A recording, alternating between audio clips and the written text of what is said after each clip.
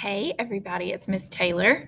I am going to walk you through getting started with ALEKS today. So if you've watched our previous video, you know that ALEKS is a component of our math textbook that we're going to be using this year. So it's very important that you watch this video before you start with today's lesson. So before we begin, I do need you to make sure that you watch this entire presentation. Don't skip any parts because it's important information. Whenever you're ready to begin your diagnostic for this week, you need to be prepared to work for 45 minutes solid. You can't stop and then restart. So don't do it around lunchtime or when you know that somebody's going to be coming over to visit or something where you're going to need to take a break. You need to set aside probably an hour start to finish to do your diagnostic. We would prefer that you sit like at a table or a desk rather than on your couch or in your bed, just because we feel like you present yourself more ready to work if you're in a more school-like setting.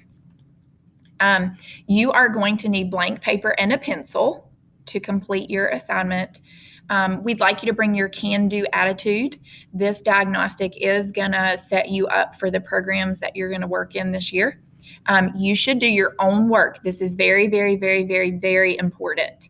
If your parents or caregiver or guardian or older sibling help you, then it's actually going to move you to a higher set of questions within the program, and then you're going to be lost. So it is important that you do your own work. We want to know what you can do, not what your mom can do or your older sister.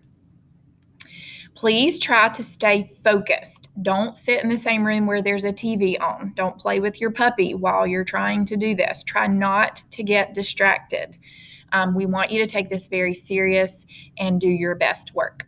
So in order to access your diagnostic for this week, you're going to go to myncedcloud.org. This is the homepage. It should look like this once you log in. And you're going to click where it says McGraw-Hill Education. It's a red square.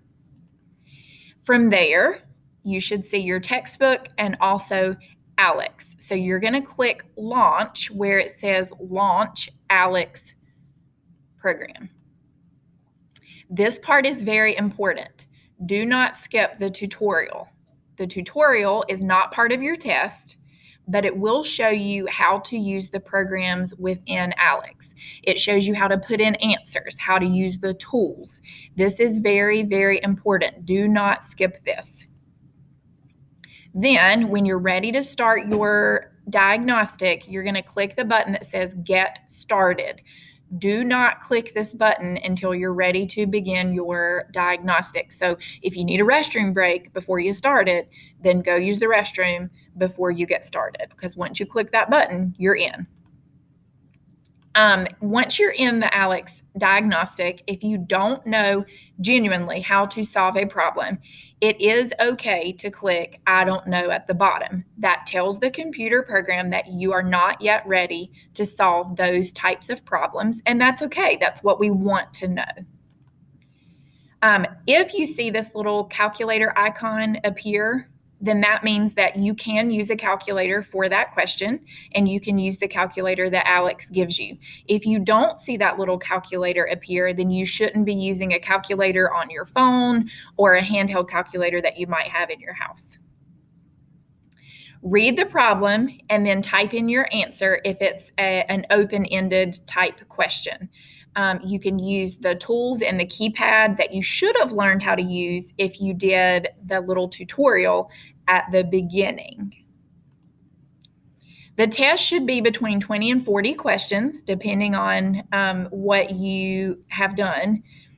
You should be able to see what question you're on in the progress bar. So you see how this one's not very far along, so you should be able to see it.